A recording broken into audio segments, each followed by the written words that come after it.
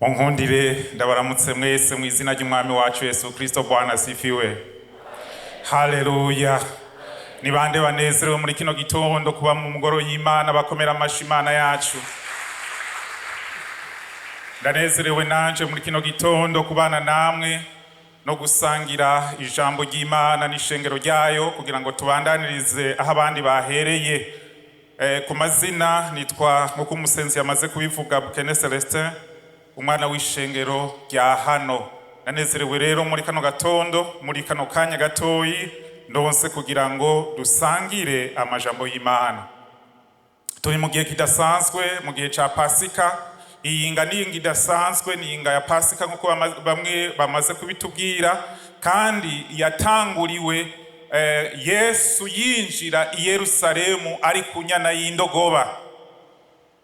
Nico gituma mwabonye abandi bazindukana ibisandasanda, abadandaza ibisandasanda no munsi bagize ico baronka, kandi nawe ukaburimwo ntutsamare no ku mugoroba ubandanye kugira ngo abantu bavyizere uko nabo bamenye babandanye bavyibukana. Umunsi udasanzwe rero Yesu yinjiye i Yerusalemu ari ku nyana y'indogoba. Mwene data yatubwiye aho Yesu ashitse ibintu birahinduka.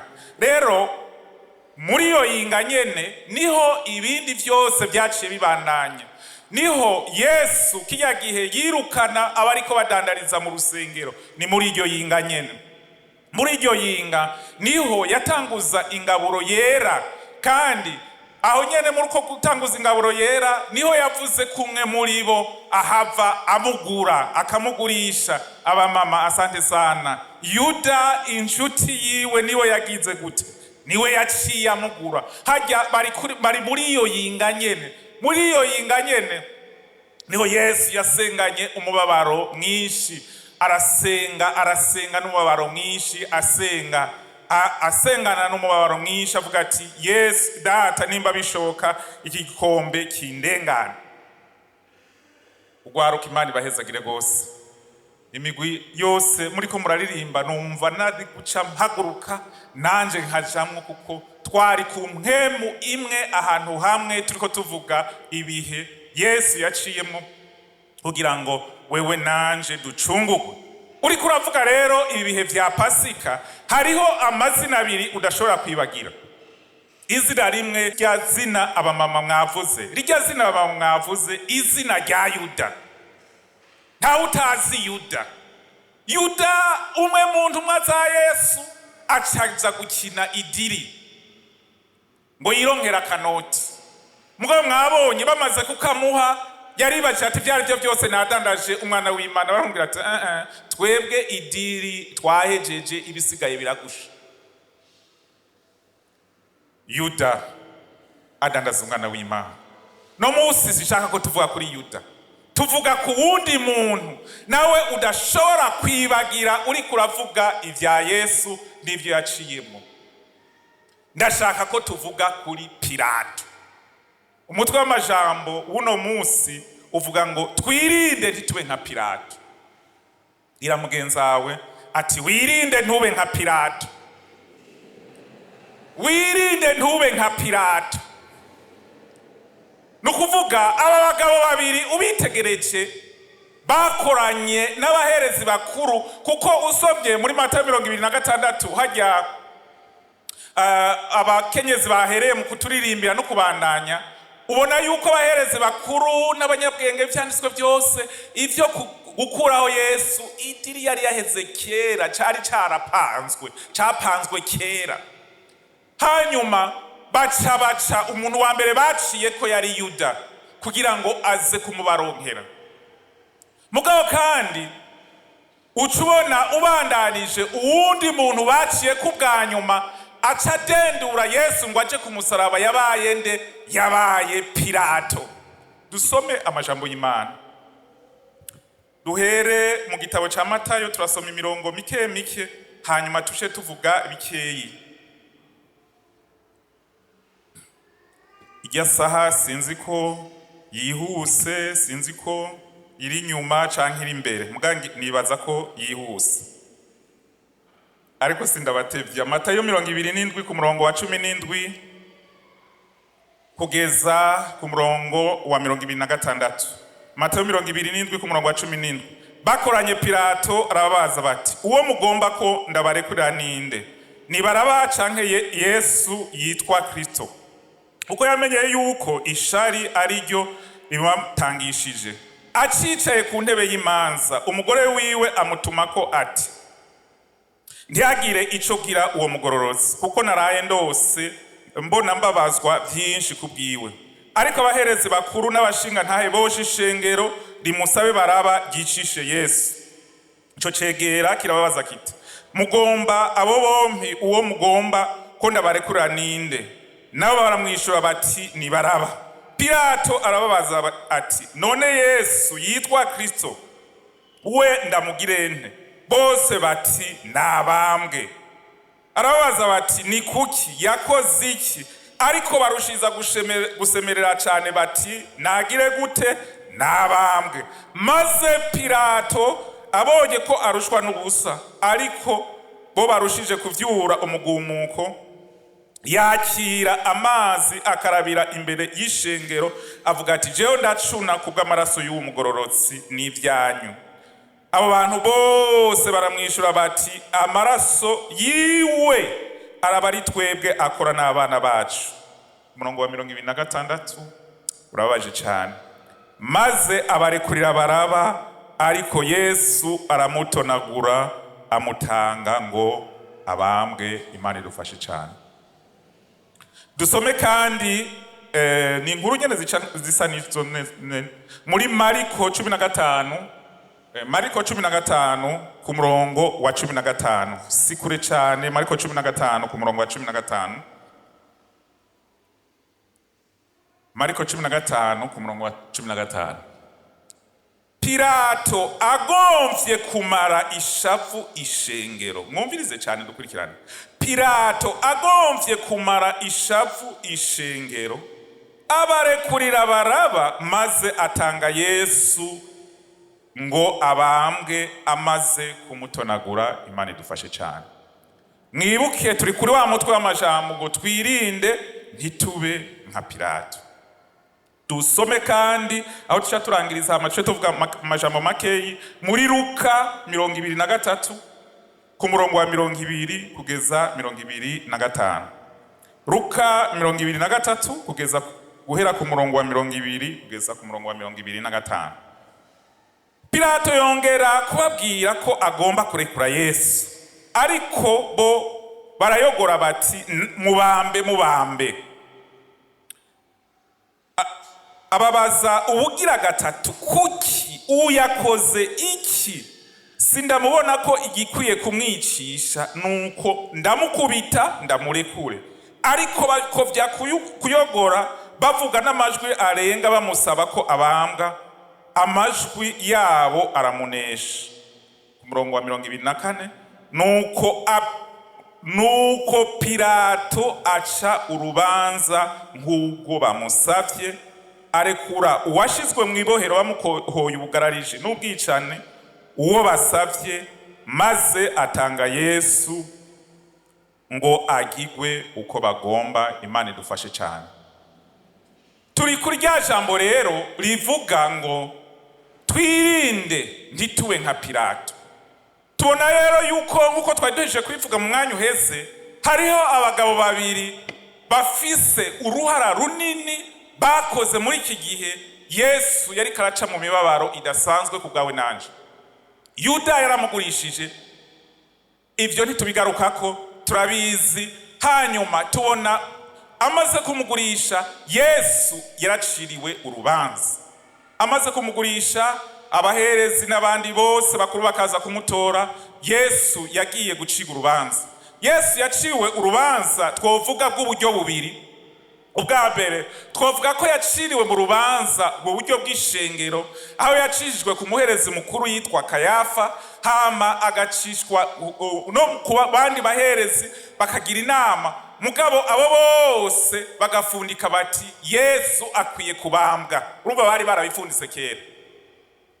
Ariko kubera abo batari bafise uburenganzira bwo kubamba umuntu, niho baci bavuga bati reka tujane rero mu butungane busanzwe. Ni nk'uko hocigwa abarongozi bagafata icemezo, kumbure abarongozi ngira bari kumwe n'abadiakoni, ngira bari kumwe n'abajejwe amaserire, bagafata ingingo bati naka kwiye kwicwa. Mugabo kubera ari ishengero ntibafise ubwo butegetsi, baciye bategerezwa kuja mu bategetsi. Nico gituma urwo rubanza rwashitse kwa Pilato. Pilato yarinde?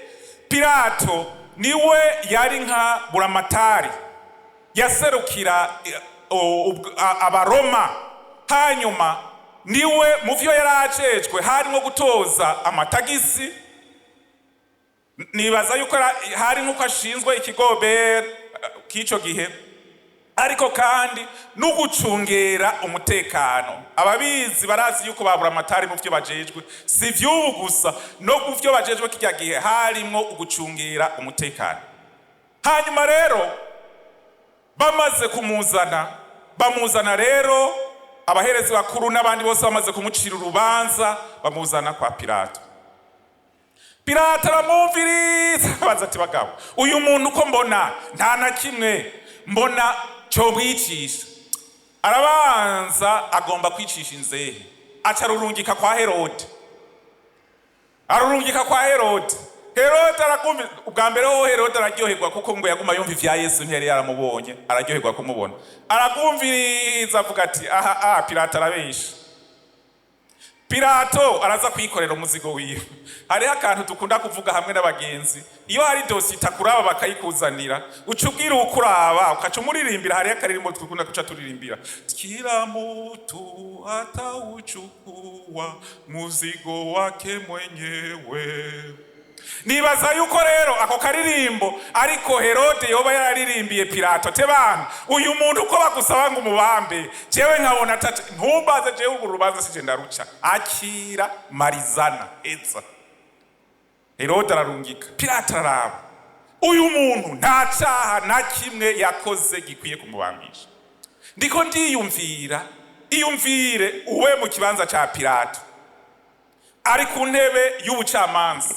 Abantu hanze bariko bavuga ngo mubambe, ngo arabambwa tu, yumva induru. Nawe mu umutima wiwe uri kumubwira uti uyu muntu nta caha afise, akwiye kurekurwa.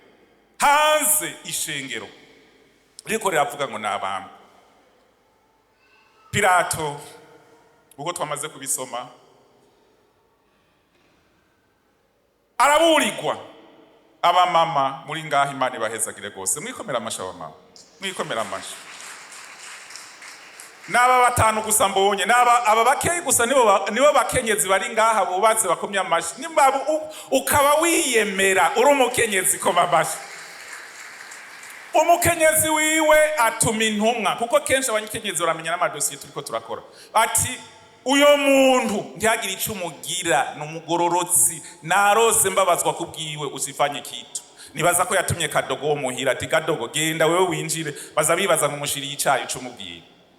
Mugabo muri ivyo vyose kubw'induru n'ibindi, Pilato afata amazi akarabira imbere yabo, ati jewe ndacuna kubw'uyu mugororotsi.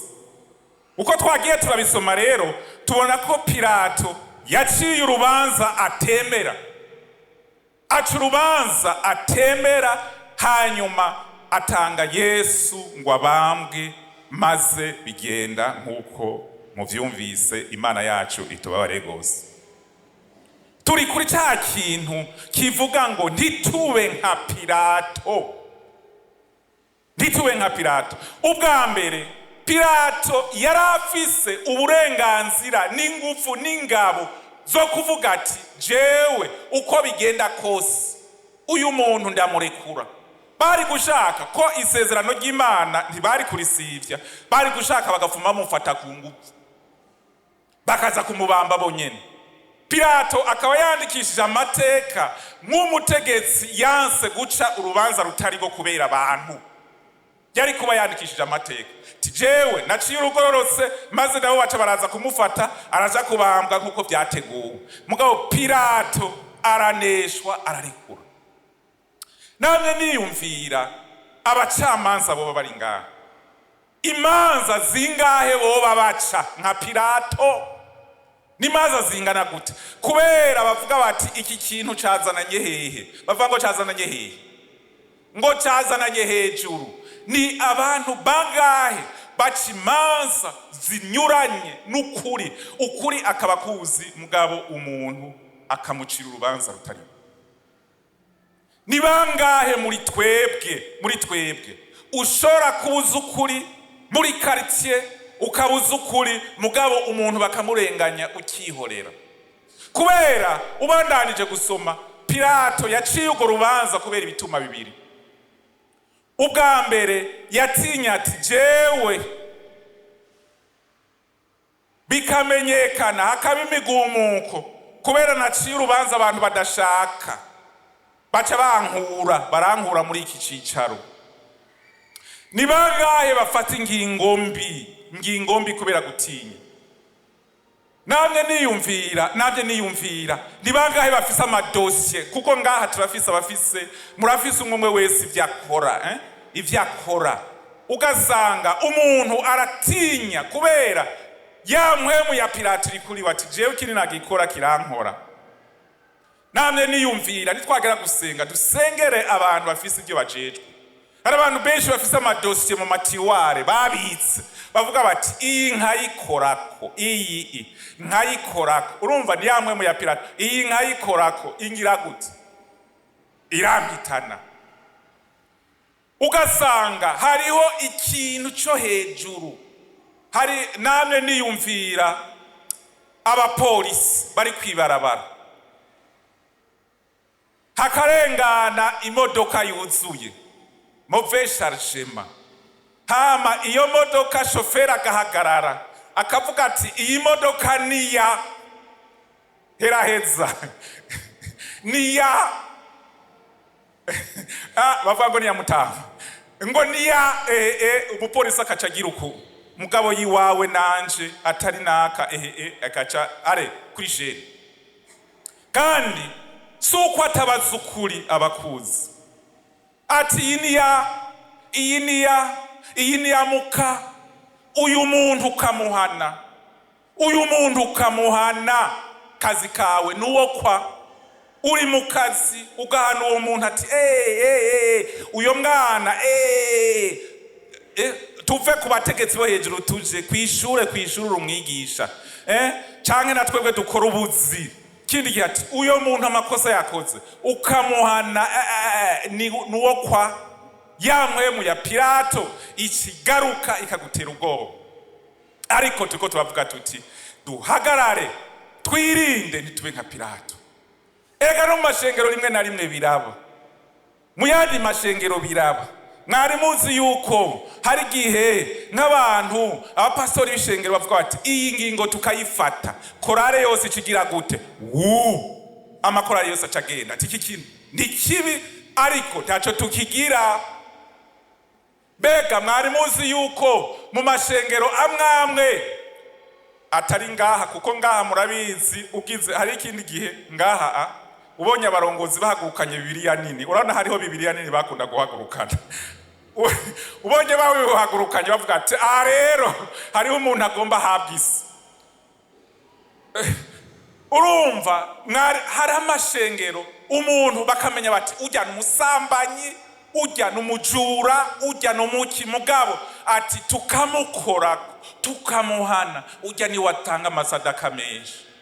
Kwanza baba nko muri ayo mashengero nk'ubu twari tugeze mu nyubako hoho, abo bari bejeje bokora ibyo bashaka, kuko bamenya bati jewe nije ajya Septembre wabuze reka ndayashireko nje nkora ibyo nshaka. Hari n'indi shengero bambwiye hari umuntu w'umugwizatunga bari bazi ko afise abagore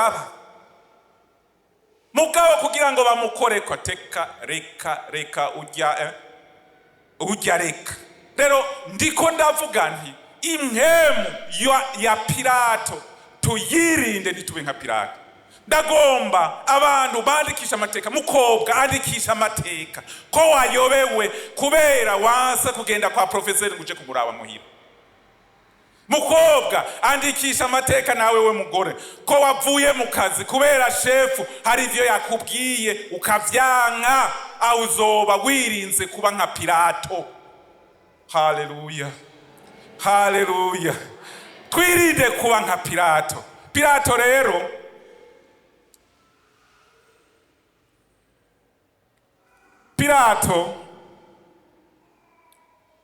aca urubanza rutarigo kandi aruzi.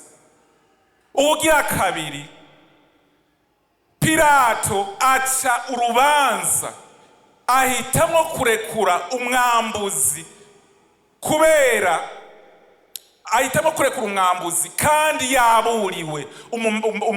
Umufasoni we yamuburiye ati yamara naho biruko gerageza ubireke ariko aramutsindisha ararekura Baraba maze Yesu aramutanga ngo abambwe.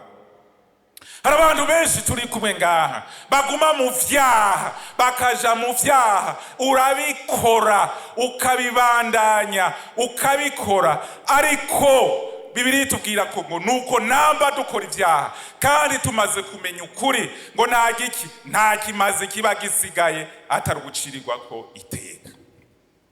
N'ubu turi kumwe n'abantu aguma mu bintu ukabijamwo ukabikora kandi ijambo ry'Imana riguma ribu. Ndakuburire kuri uno munsi, ndaguhamagare kuri uno munsi, wewe munyavyaha, wewe wakishijwe hari ibintu waguyemwo kubera ibituma kanaka, ndakwingize uyu munsi ukubera umunsi mwiza, uyu munsi ukubere umunsi wo kwihana. Aya majambo ndababwiye ari mu Baheburayo 10 ku murongo 26 ajya avuga ko nuko namba dukora ibyaha kandi tumaze kumenya ukuri nta kimaze kiba gisigaye atari ugucirirwa ko iteka. Ndagusabe wirinde iyo mpemu, ntugomba n'impemu ya Pilato. Pilato yaciye urubanza rubi, yanka kugira kwandikisha amateka yo kurenganura umwami Yesu. Mbwa ndababwira ikintu, mbega Yesu ntazogaruka, azogaruka kandi azobaje guca imanza. Mbega mu bazohagarara imbere yiwe Pilato azoba hari? Na Pilato azoba arimwo kandi azomucira urubanza rukwiranye n'ivyo yakoze. Bajya bose tumenye iyo turiko turavuga ivy'umwami Yesu nivyo turiko turavuga imibabaro yagize, ukubambwa no kuzuka, ariko ditwibagire kuvuga no kugaruka kwiwe ko kwegereje kandi uwo azoca imanza zigororotse. Ndemeshe abantu bari ngaha mubabaye kubera ukurenganywa kanaka. Abantu barakurenganije utwawe baragutwara, abantu barakurenganije haba amasura y'ibinyoma bagusurira ibinyoma, ivyawe birarengana. Ndakuremesha ubwami none gashi ndakubaza ikibazo, none nimba bararenganije umwami Yesu hakaba amasura y'ibinyoma n'ingene bagumura abantu ngo none wewe nanje ugomba kuvuga ko duhava tugira isi itunganye igororotse yo gucira urubanza abatatinya umwami Yesu yaramaze gukora ivyo babonye, wewe ntiwo gutinya. Ariko hariho ivyizigiro. Ndakuremesha ko wewe naho biruko ivyo bagukoreye Yesu ni muzima kandi Yesu acize ikororotse kandi Yesu azokurenganura. Semeni amen. Hari ikindi kintu nize muri aya majambo, mbega Yuda yarakoze nabi agurisha umwami Yesu, Pilato yarakoze nabi aca urubanza rubi. None abo bantu ntimubona yuko uko Pilato yaca urubanza aciye urwo rubanza ntibona yuko rwasunikira ko ukugomba kw'Imana kuba? Pilato aciye urubanza yakoze ibintu bibi, ariko umugambi w'Imana nawe yariko agira gute? Yariko arawushitsa, kuko Yesu yaciye abambwa.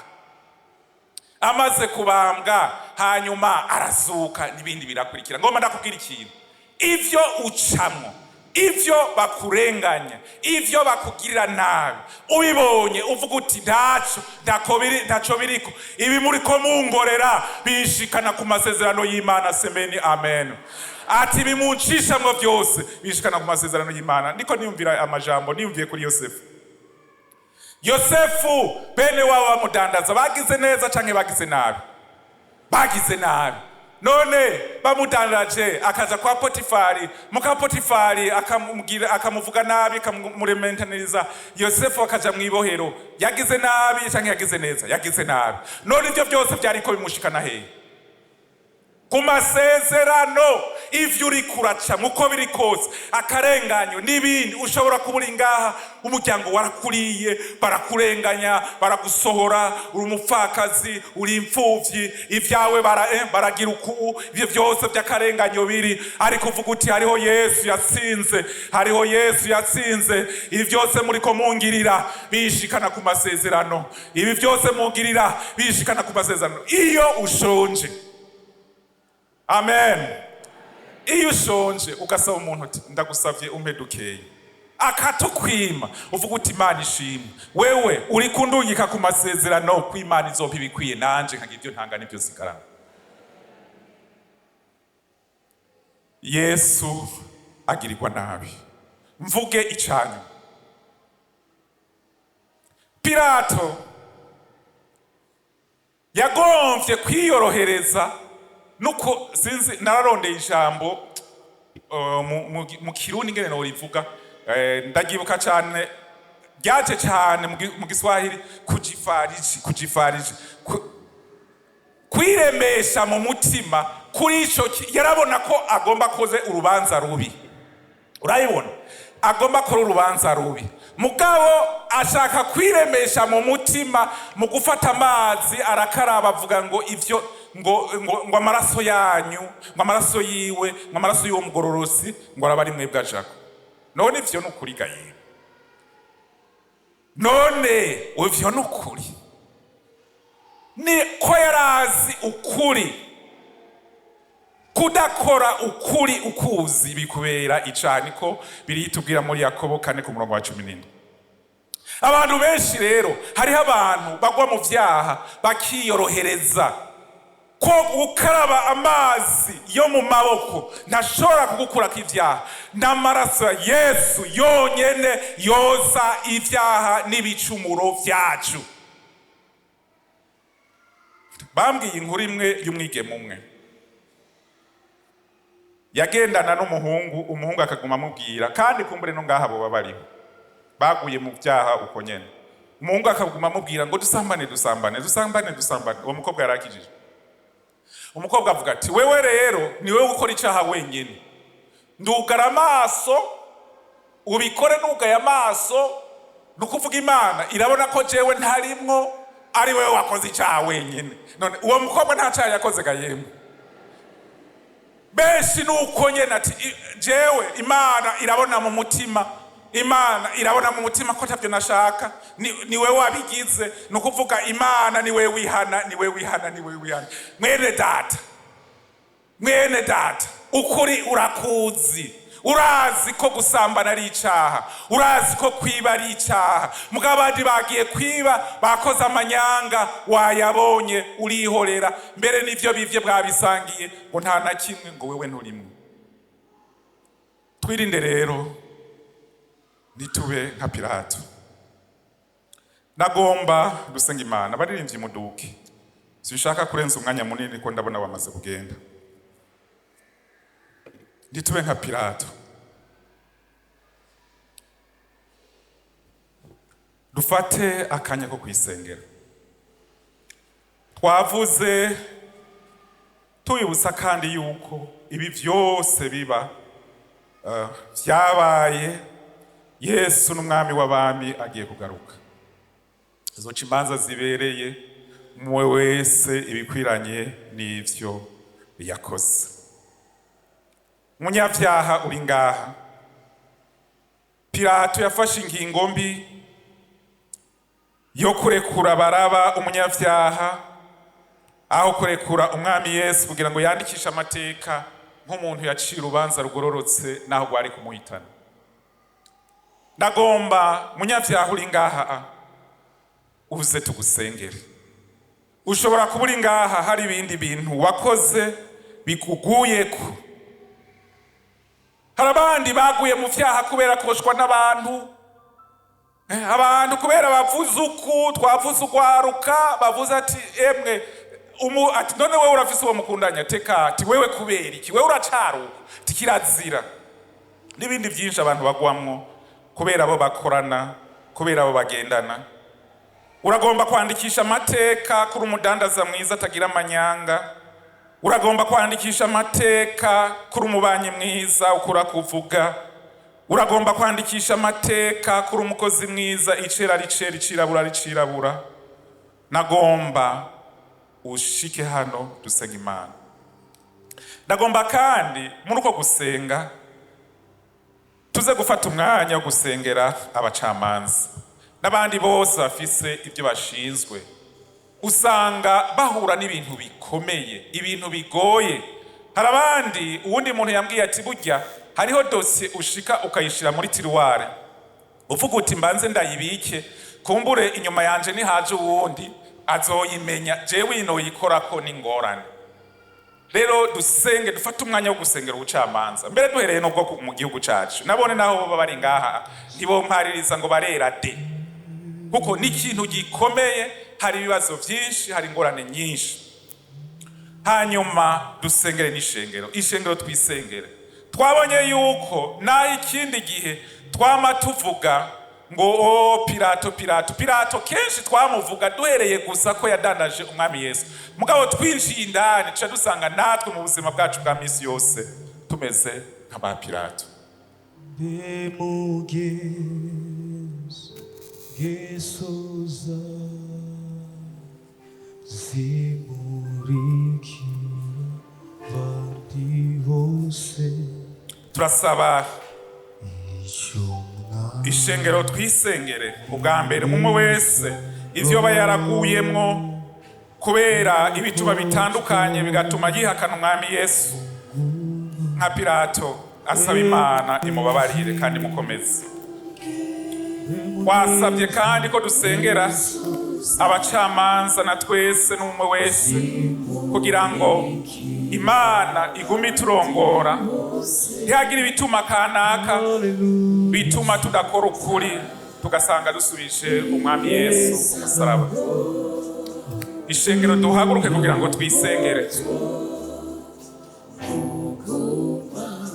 Bukine ku bugingo, bukine ku bugingo.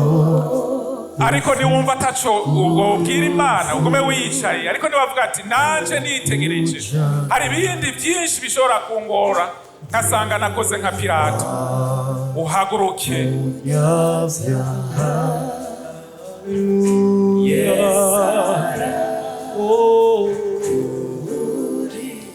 Umubiri uguhenda, reka dusabe umwe mu barongozi ashike hano asengera ishengero, asengera ishengero muri rusange, ariko atibagiye gushimangira cyane ku rwego rw'abacamanza n'abandi bafise amabanga barongoye, aho ikindi gihe bategereza gufata ingingo zikomeye mu bugingo bwabo. Gesoza zimurikira bandi bose. Hallelujah, hallelujah. Yes,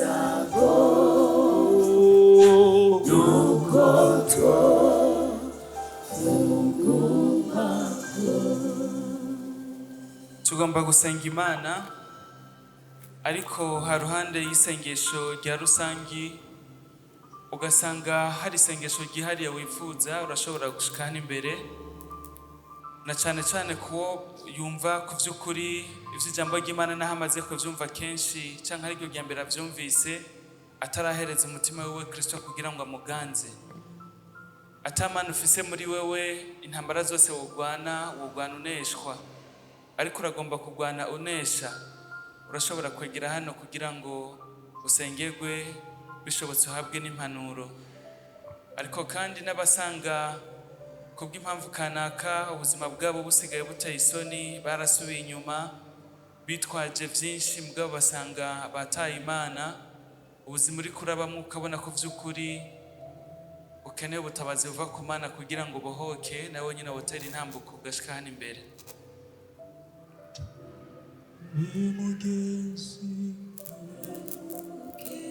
Umwe wese ariyizi ubuzima ariko arabamo, umuntu wese ariyizi uko ngena ariko aragenda. Nta kamaro ko kwinyegeza kuko Imana ntacyo twinyegeza. Abantu barashobora kuba batazi ibyo urimo, mugabo ku Mana byose biragaragara. Nicyo gituma ushobora gushikana imbere kugira ngo dusenge Imana.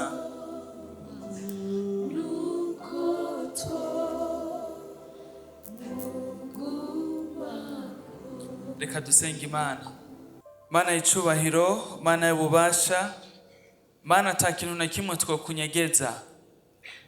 Reka tugushimire kubw'ijambo twumvise uno munsi, aho twariko turahanurwa ngo twirinde impwemu ya Yuda, impwemu ya Pilato. Turakwinginze nyene icubahiro, uturinde gukora ivyaha, uturinde kuba mu buzima butaguhesha icubahiro kubwo gutinya abandi. Hajya dukorera, hajya twirirwa, hajya tuba, turafise ukuntu tuhabona, ariko bikatugora kwitandukanya n'abandi. Tukagomba gukora nk'uko abandi bakora, tukagomba kubaho nk'uko abandi babaho, ariko tukibagira cyangwa tukirengagiza yuko twe tutameze nk'abandi. Waradutoranije udukuye mu bandi kugira ngo dushobore kuba umuco. Waradutoranije kugira ngo tube ihanga ryawe. Waradutoranije kugira ngo tube abawe wiharije, ariko kenshi dusanga tubananya tubaho nk'uko isi baho. Dusanga tugendera ku maprincipe y'isi, dusanga tugendera kuri influence z'abandi. Turakwinginze kugira ngo utubabarire, turakwinginze kugira ngo udushoboze no kubaho duhagarariye ukuri kwawe. Hariya mu buzi dukorera, haba mu bacamanza nk'uko byavuzwe, eka no mu bundi buzi butandukanye, hari igihe twisanga tuba mu madosiye, rimwe na rimwe dusanga umenga arateye ubwoba kubw'abadukurira, usanga umengo batanze intumbero, ariko iyo ntumbero ikaba inyuranye n'ukuri.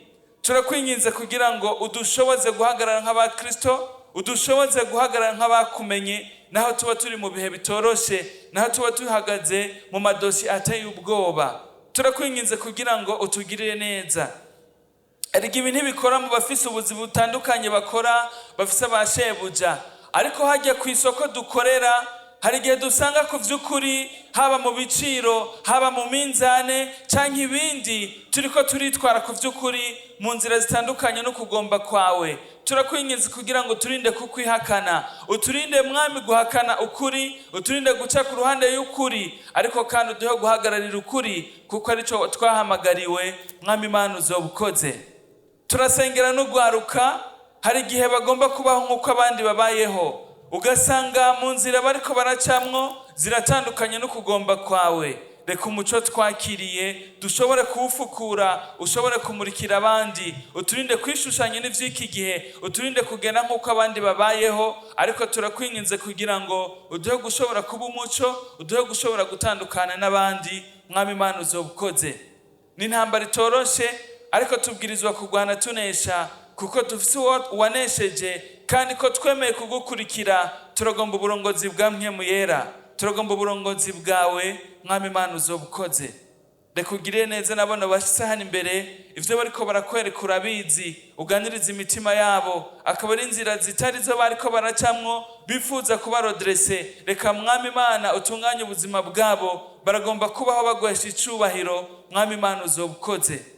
Twese nk'ishengero yuko tugire neza, uzoye kugenda dushazisha ukwera, uturinde kubaho nk'uko isi iriko iradusaba kubaho, ariko tumenye ko twe tutarabisi. Mw'izina rya Yesu Kristo, amen.